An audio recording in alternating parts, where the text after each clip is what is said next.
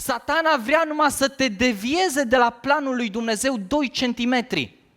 În momentul în care te-a deviat de la planul lui Dumnezeu 2 centimetri, peste 2 ani de zile ajungi la 5 km distanță de planul lui Dumnezeu. Și la 3 ani de zile ajungi la 10 km distanță de planul lui Dumnezeu. Din ce cauză? Pentru că te-a deviat 2 centimetri. Satana are ca plan să te devieze. Este bătălia celor 2 centimetri care se dau în fiecare zi.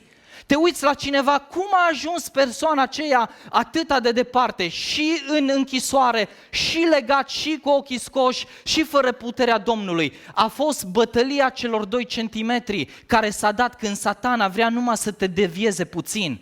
Și acea deviere de 2 centimetri te duce departe și departe de Domnul.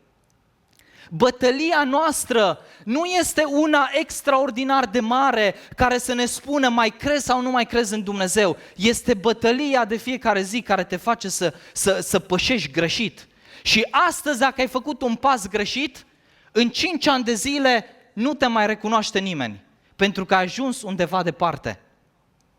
O mică mutare de 2 centimetri aici și când tragi o linie matematică, ajungi la o mare, mare depărtare. Și cuvântul lui Dumnezeu ne spune că cuvântul păcat în limba greacă se numește hamartia. Hamartia înseamnă greșirea țintei.